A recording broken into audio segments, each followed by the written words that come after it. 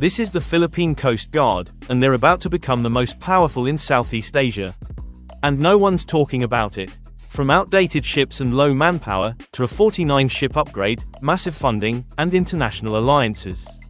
This is the wild transformation of the PCG, and you won't believe what's coming next.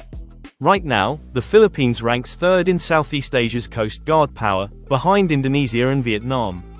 But that's about to change, fast.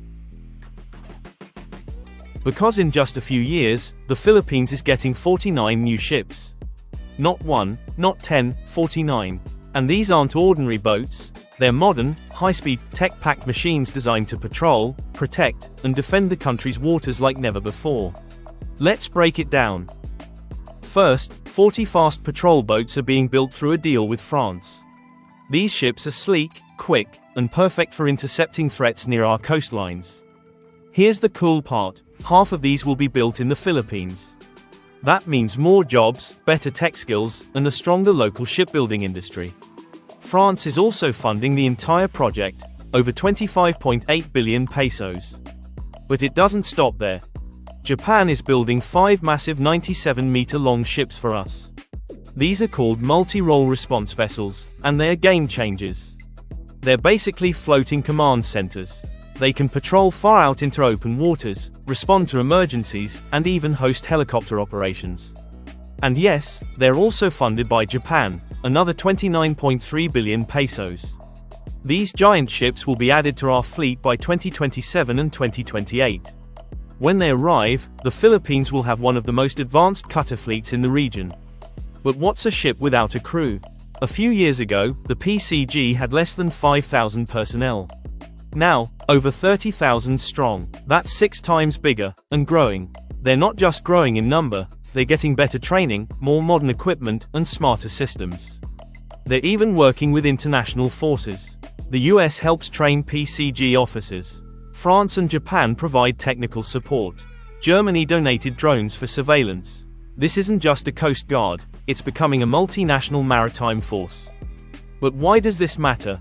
Because the Philippines is sitting right next to one of the world's most contested waters, the South China Sea, or as we call it, the West Philippine Sea. This area is full of conflict. Foreign ships sneak in, illegal fishing happens daily, and it's the Coast Guard's job to protect our territory.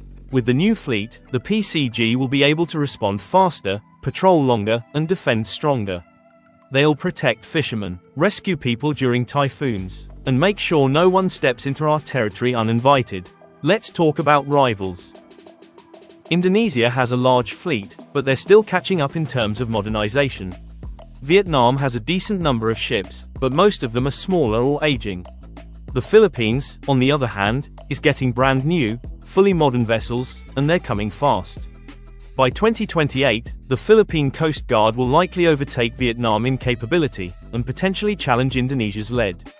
This isn't just speculation, this is a calculated, strategic move. And with the help of international partners, the PCG is moving at full speed.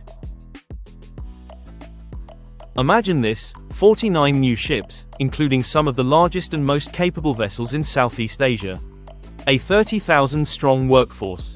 Partnerships with France, Japan, Germany, and the US cutting-edge technology. Drones, radar systems, surveillance tools, and a mission to protect the West Philippine Sea. This is more than an upgrade, it's a transformation. The Philippine Coast Guard is going from underdog to powerhouse. And the world is watching. So the question now is, can we keep the momentum? If we do, Vietnam and Indonesia better be ready. Because the Philippines is not just catching up. We're about to lead. If you're proud of what the PCG is becoming, smash that like button, subscribe for more stories about the Philippines rising, and comment, PCG rise, below. This is history in the making.